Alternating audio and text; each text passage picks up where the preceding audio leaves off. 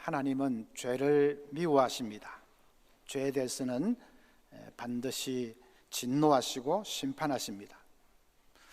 그런데 하나님이 진노하신다는 것이 잘 납득이 안 되는 분들이 있습니다. 사랑의 하나님이 어떻게 진노를 할 수 있느냐 하는 것이죠.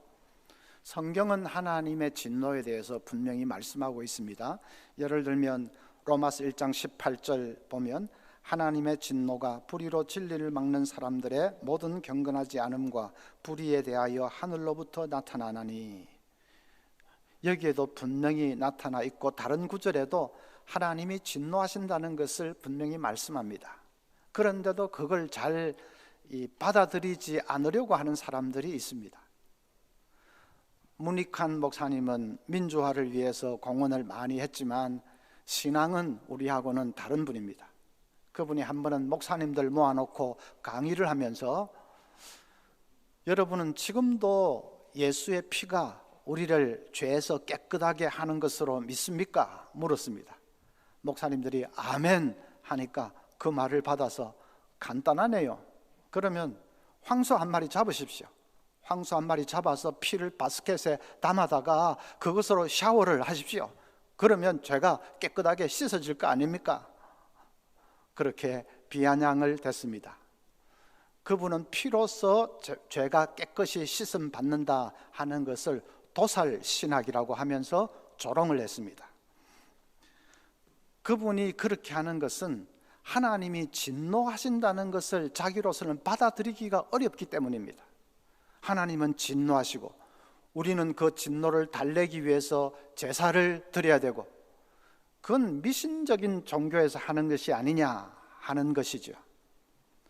바다에 풍랑이 일어나는 것은 용왕님이 진노해서 그러는 거니까 그 진노를 달래기 위해서 심청이를 인당수 못에 던져 넣어야 된다.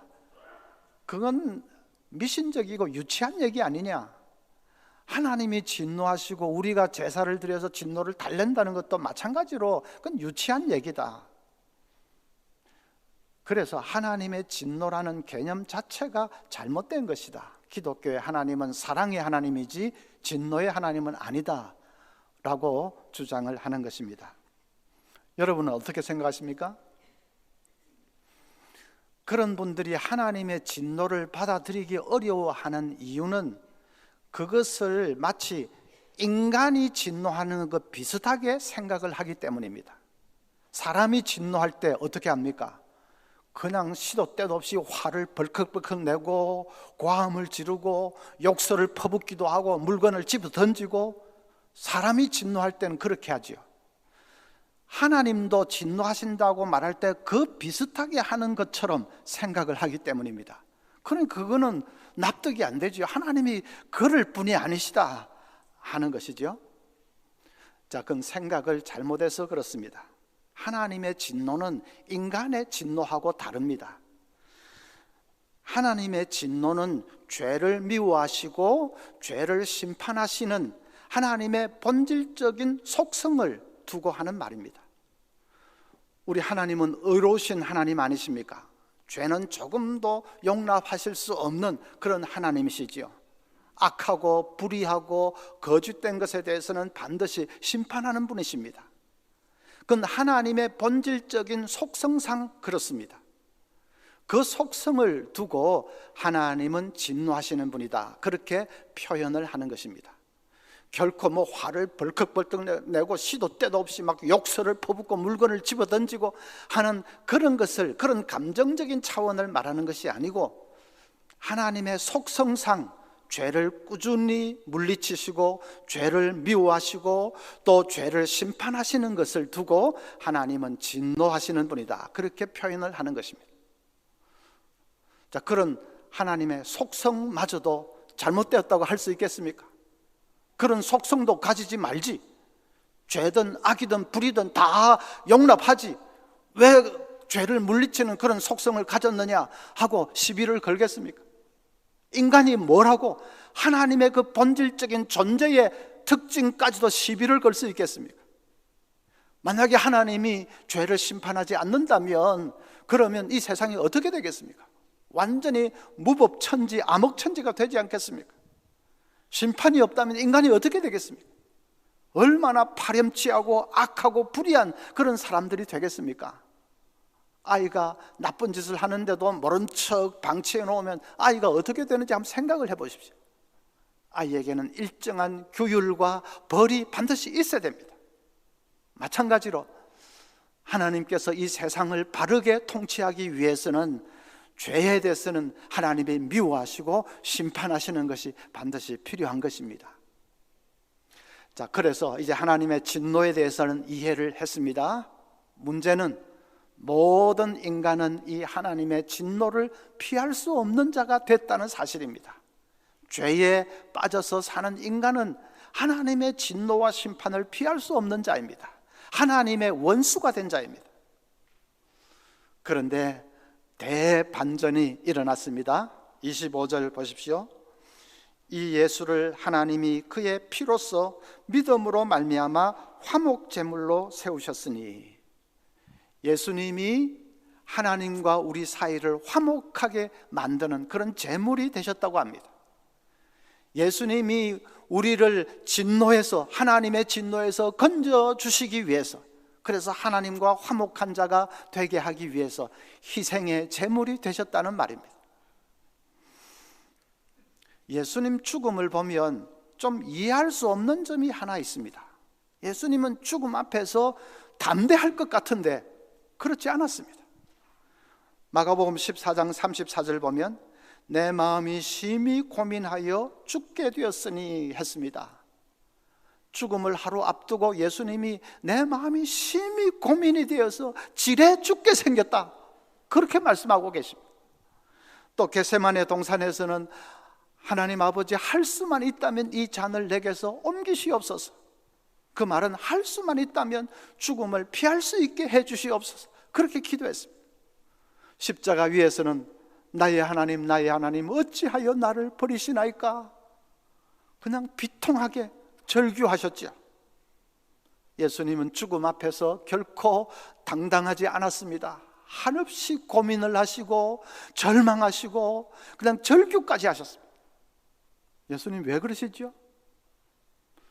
옛날 충신 열사들 보면 죽음 앞에서도 담대하게 자기 생명을 초계같이 버린 사람들 많습니다. 목에 총칼이 들어와도 눈 하나 깜짝하지 않고 자기 목숨을 그냥 당당하게 버린 사람들이 많습니다. 예수님은 그런 충신 열사들보다도 못하십니까? 왜 그렇게 죽음 앞에서 두려워하십니까? 그것은, 예수님의 죽음은 하나님의 진노와 심판을 받아서 죽는 형벌적인 죽음이기 때문에 그렇습니다. 충신 열사들의 죽음은 그런 거 아니죠. 그건 영웅적인 죽음이죠. 대의명분이 뚜렷한 죽음이죠. 그러니까 당당하게 옳다면 와라 하고 죽음과 맞설 수 있었습니다. 그러나 예수님의 죽음은 전혀 다릅니다. 하나님의 그 무서운 진노와 심판을 받아서 죽는 죽음입니다. 그 죽음이 그 하나님의 진노가 얼마나 무서운지는 옛날 구약시대의 짐승의 제사를 보면 알 수 있습니다. 짐승의 제사 지내는 그거 사실은 처참합니다. 짐승을 끌고 와서 날카로운 칼로 찌릅니다. 피가 솟구쳐 오르면 그걸 그릇에 받아서 단 사방에 뿌리고, 또 그 피를 가지고 성소에 들어가서 그 지성소 앞에 있는 휘장에다가 7번을 뿌립니다. 사방이 그냥 피천지가 됩니다. 그리고는 아직도 심장이 벌렁벌렁 뛰는 그 짐승을 그냥 각을 뜨고 사지백체를 갈갈이 찢습니다. 그리고는 그걸 장작더미 위에 올려놓고 불로 태워서 연기를 하늘로 올려보냅니다.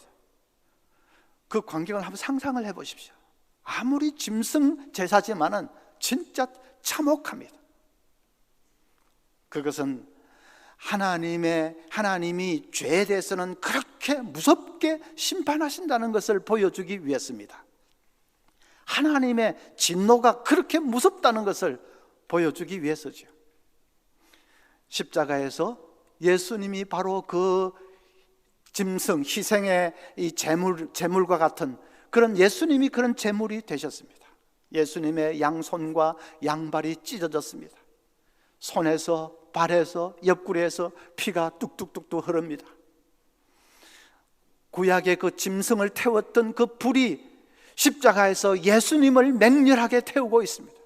하나님의 진노의 불이 십자가에 매달려 계신 그 예수님을 맹렬하게 태웠습니다. 예수님은 그 고통을 견딜 수가 없어서 내가 목마르다 신음하셨습니다. 나의 하나님, 나의 하나님, 어찌하여 나를 버리시나이까? 예수님은 절규하셨습니다. 그렇게 예수님이 화목 제물이 되셨기 때문에, 그래서 우리가 하나님의 진노에서 건짐을 받게 된 것입니다. 예수님이 우리 대신 하나님의 진노를 다 받으셨기 때문에 우리가 이제 진노에서 건짐을 받게 되었습니다. 그리고 하나님과 화목하게 되었습니다. 로마서 5장 10절에도 곧 우리가 원수 되었을 때에 그의 아들의 죽으심으로 말미암아 하나님과 화목하게 되었은즉 했습니다. 여러분, 십자가를 바라볼 때에 거기서 사랑만을 보지 마십시오. 이때까지는 늘 그렇게 했죠. 날 사랑하셔서 생명까지 바쳐주신 주님 감사합니다. 십자가에서 늘 사랑만을 보았습니다. 그런데 이제부터는 거기서 진노도 보아야 됩니다. 하나님의 진노가 십자가의 소낙비처럼 퍼부어졌습니다.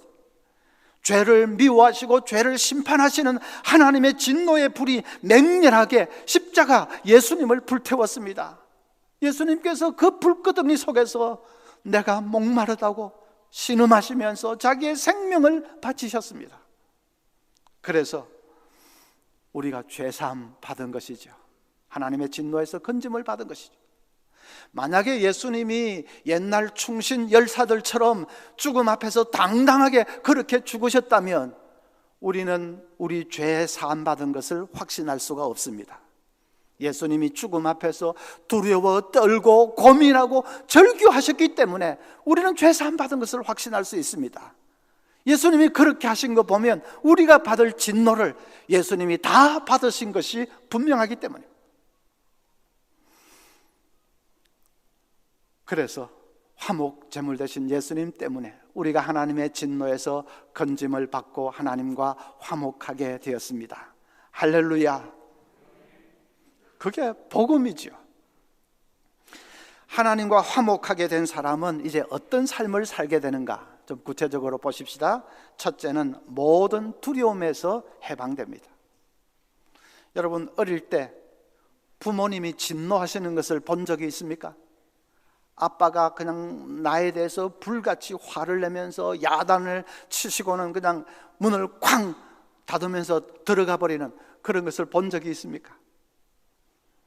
아빠가 내 얼굴을 쳐다보지도 않으려고 하고 화를 내고 나를 미워하는 것 같고, 그럴 때 마음이 어떻던가요? 너무나 무섭고 슬프지 않던가요? 너무나 외롭지 않던가요? 친구하고 싸워가지고 토라지는 거하고는 차원이 다른 문제입니다. 아빠가 내 얼굴을 쳐다보지도 않으려고 하고 나하고 말도 하지도 않으려고 하고 내 앞에서 문을 쾅 닫아 걸고 그냥 들어가 버리시면, 그러면 완전히 세상에서 나 혼자 팽개쳐진 것 같고 너무나도 외롭습니다. 인간 아빠가 진노하는 것도 그런데 하나님이 진노하시는 것은 얼마나 무섭고 얼마나 외롭겠습니까? 여러분, 우리가 하나님을 피해서 도망갈 데가 어디 있습니까?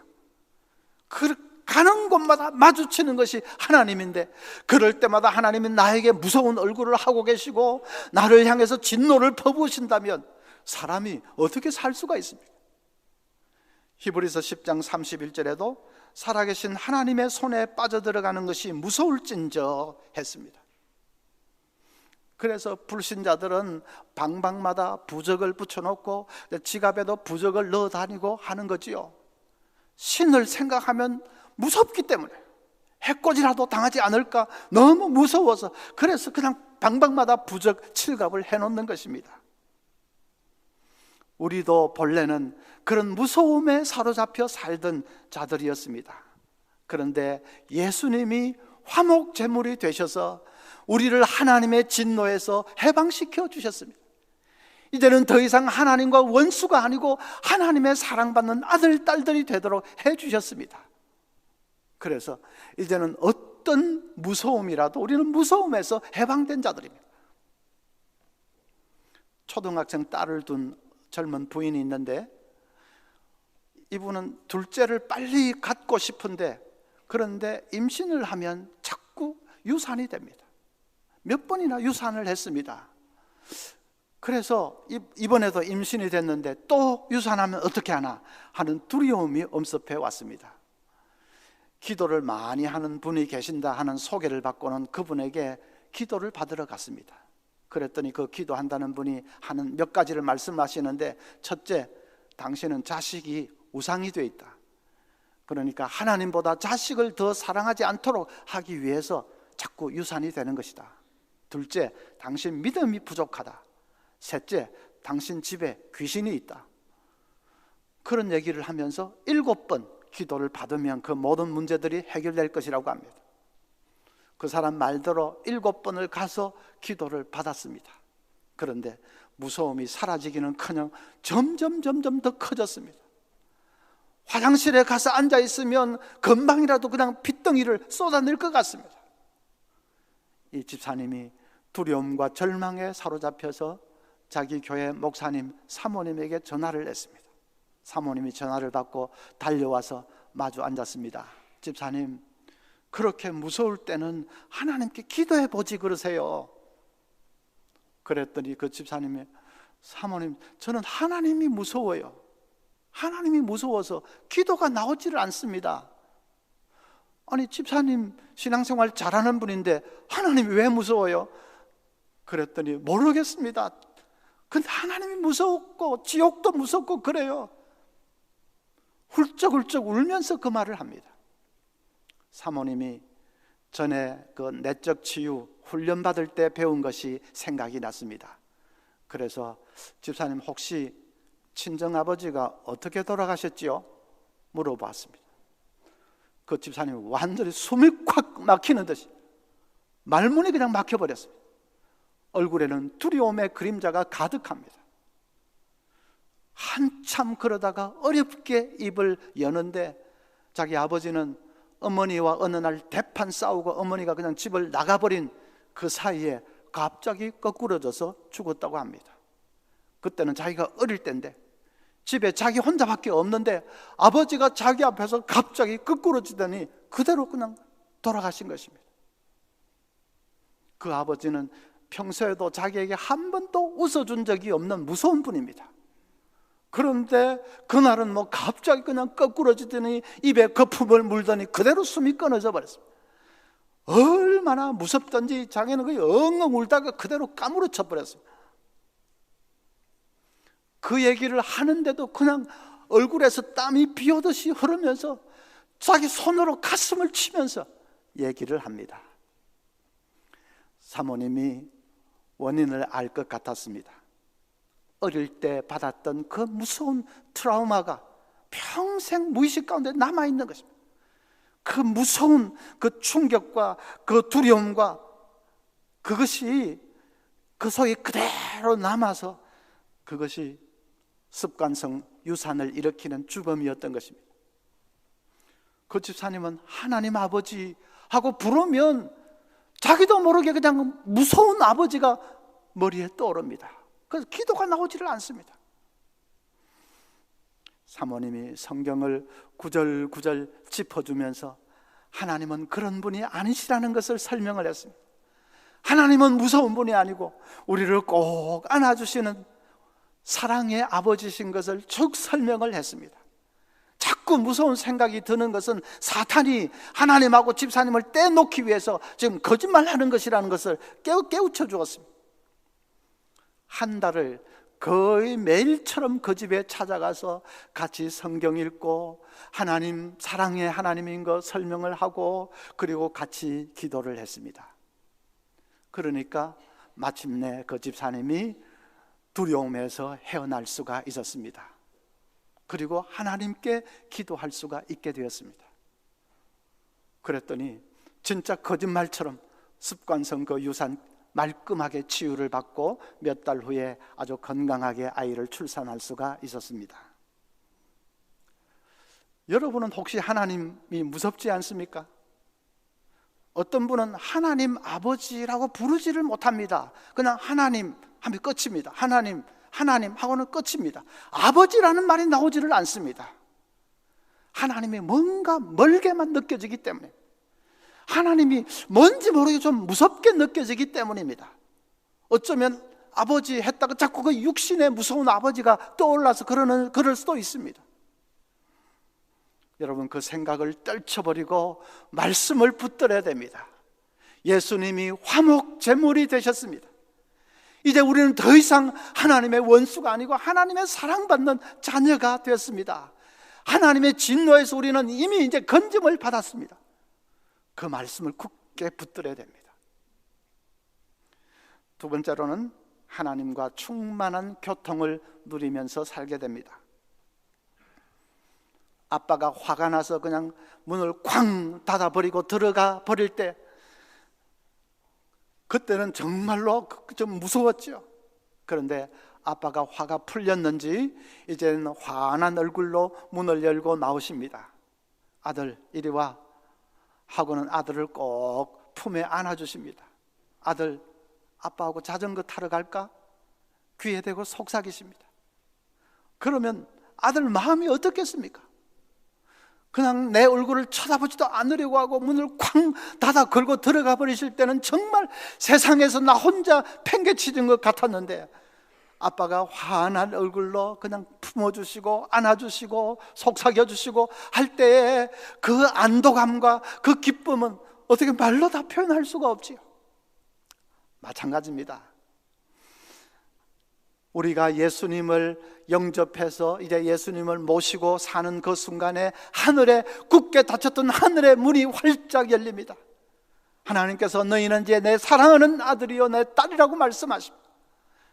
이제 나와 함께 교통하자, 나와 함께 인생의 길을 걸어가자 말씀해 주십니다. 그 기쁨은 말로 다 표현할 수가 없습니다. 그래서 로마서 8장 15절에 보면 너희는 다시 무서워하는 종의 영을 받지 아니하고 양자의 영을 받았으므로 우리가 아빠 아버지라고 부르짖느니라. 다시는 이제 두려움의 종이 되지 아니하고 하나님 그분 앞으로 아버지라고 부르면서 얼마든지 달려갈 수 있게 되었습니다. 여러분, 우리가 예수 처음 믿을 때 제일 감격스러운 것이 하나님을 아버지라고 부르게 된 것입니다. 생전 불러본 일이 없는 이름, 생각도 못한 이름, 기껏 해봐야 하늘님 그러던 그 이름인데 그분을 내 아버지라고 부를 수 있게 된 것, 그것처럼 감격스러운 것이 없습니다. 그래서 여러분도 뭐 한 10년 전 20년 그 초신자 때 아마 다 그런 경험이 있으실 겁니다. 기도한다고 엎드렸는데 그래서 하나님 아버지 하니까 그 이름이 너무나도 좋아서 아버지 그래서 다른 기도 그냥 생각할 필요도 없고 그냥 눈물 콧물 흘리면서 아버지 목 놓아서 아버지를 불렀던 그 초신자 때 경험이 다 있으실 것입니다. 기도는 그 아버지 앞에 나아가서 내 사정을 쏟아놓는 것입니다. 내 아픈 마음, 내 괴로운 거, 내 사정 아주 아버지 앞에 다 나아가서 쏟아놓는 것이 그 기도지요. 그래서 어떤 권사님은 아버지 아시지요? 아버지 아시지요? 1시간 내내 그 말만 되풀이합니다. 아버지 내 괴로운 거 아시지요? 아버지 아시지요? 눈물을 줄줄 흘리면서 1시간 내내 아버지 아시지요? 그것이 진짜 기도입니다. 어떤 사람은 기도하면서 자기가 답을 제시합니다. 하나님 아버지 그 문제는 이렇게 돼야 됩니다. 그 문제는 이렇게 돼야 됩니다. 하나님 이렇게 해주세요, 저렇게 해주세요. 자기가 딱딱 결론을 내리고 자기가 답을 제시합니다. 그건 아닙니다. 답은 하나님이 먼저 알고 계십니다. 그렇지 않겠습니까? 우리 가정이 어떻게 돼야 된다는 거, 그 답은, 그 길은 하나님이 우리보다 먼저 알고 계십니다. 우리가 이렇게 해주세요, 저렇게 해주세요 하는 그 가운데는 엉터리도 많습니다. 그대로 됐다가는 망하는 것도 많습니다. 우리 뭣도 모르고 그렇게 해달라고 합니다. 답은 하나님이 알고 계십니다. 우리는 그저 내 사정을 있는 그대로 아뢰는 것입니다. 내 상황을 있는 그대로 아뢰는 것입니다. 내 마음을 쏟아놓는 것입니다. 그래서 여러분도 그렇게 기도해 보십시오. 하나님 아버지, 내 괴로운 거 아시죠? 세상 어느 누구에게도 말 못하는 내 아픔을 아버지 아시지요. 아버지, 내 고통을 아시지요. 그러면 하나님 우리에게 다가오셔서 우리 눈물을 닦아주시는 것을 여러분 경험하게 되실 것입니다. 내가 함께하마, 일어나라, 함께 가자, 하나님이 일으켜주시는 것을 경험하게 되실 것입니다. 그건 분명한 사실입니다. 세 번째로는 보혈의 능력으로 살게 됩니다. 여러분, 하나님과 화목하게 되었다는 것을 어떻게 확신할 수 있습니까? 그 사실을 증명하는 무슨 증서라도 있습니까? 증서가 있습니다. 25절 다시 보십시다. 이 예수를 하나님이 그의 피로써 믿음으로 말미암아 화목제물로 세우셨으니 그의 피로써 했습니다. 예수님의 피가 증서입니다. 예수님의 피가 우리가 다시는 버림받은 자가 아니고 하나님과 화목한 자가 되었다는 것을 증명하는 예수님의 피가 증서입니다. 어떤 청년이 귀신이 들렸는데 가족들이 너무 당황스럽고 겁이 나고 그래서 다급하게 교회로 전화를 했습니다. 마침 기도 많이 하시는 권사님이 연락을 받았습니다. 그래서 권사님이 그 집으로 달려갔는데 그 집 문을 열고 들어서는데 청년이 보더니 얼굴이 새파래지면서 피 하면서 벌벌벌 떱니다. 가족들이 당황을 했습니다. 권사님도 내 옷에 무슨 피가 묻었나, 너무 그냥 깨끗합니다. 그러자 이게 영적인 것이구나 하는 것을 깨달았다고 합니다. 진짜 무슨 피가 묻어서 그 청년이 피하는 것이 아니라 내가 예수님의 보혈로 이렇게 감싸고 있는 그것을 지금 말하는 것이구나 하는 것을 깨달았습니다. 그래서 담대하게 나사렛 예수의 이름으로 명한다, 이 더러운 귀신아 그 사람에게서 나오라, 귀신을 쫓아내 버렸습니다. 예수님의 보혈이 능력입니다. 사탄은 늘 우리를 참소합니다. 네 가진 게 무슨 구원을 받아, 택도 없어, 너는 여전히 하나님의 원수야. 그럴 때 그 소리에 솔깃하면 안 되고, 여러분 우리가 붙들어야 될 것이 무엇입니까? 예수님의 보혈입니다. 나는 보혈로 씻김을 받은 자다. 보혈이 나를 감싸고 있다. 사탄아, 이 거짓말쟁이 사탄아, 무슨 말 하느냐, 썩 물러가라. 그렇게 물리쳐 버려야 됩니다. 보혈이 능력입니다. 우리에게 거룩한 삶을 살 수 있는 힘을 주는 것도 보혈입니다. 히브리서 9장 14절, 하물며 영원하신 성령으로 말미암아 흠없는 자기를 하나님께 드린 그리스도의 피가 어찌 너희 양심을 죽은 행실에서 깨끗하게 하고 살아계신 하나님을 섬기게 하지 못하겠느냐. 보혈이 우리 양심을 깨끗하게 하고 우리 양심을 민감하게 하고, 그래서 이 죄의 유혹에 대해서 과감하게 물리쳐버릴 수 있도록 보혈이 우리를 그렇게 강하게 한다 하는 말씀이죠. 예수님의 보혈을 붙들면 주님을 사랑하는 마음이 간절해집니다. 보혈을 바라보면 주님 사랑하는 마음이 불같이 일어납니다. 그러면 죄가 다가와도 얼마든지 물리쳐버릴 수 있습니다. 예수님이 나를 죄에서 건져주기 위해서 그 피를 흘리셨는데 내가 또다시 죄를 지어, 그럴 수 없다. 정말 죽어도 그건 그럴 수 없다. 그래서 죄를 물리치게 됩니다. 예수님을 사랑하는 마음이 간절해지면 말씀을 지키는 것도 의무감에서 지키는 것이 아니라 하고 싶어서, 지키고 싶어서 지키게 됩니다.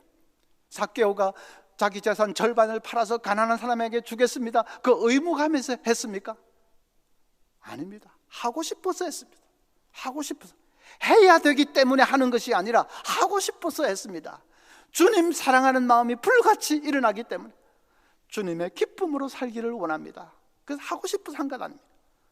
보혈이 우리를 그렇게 변화시키고 우리를 강하게 해주십니다.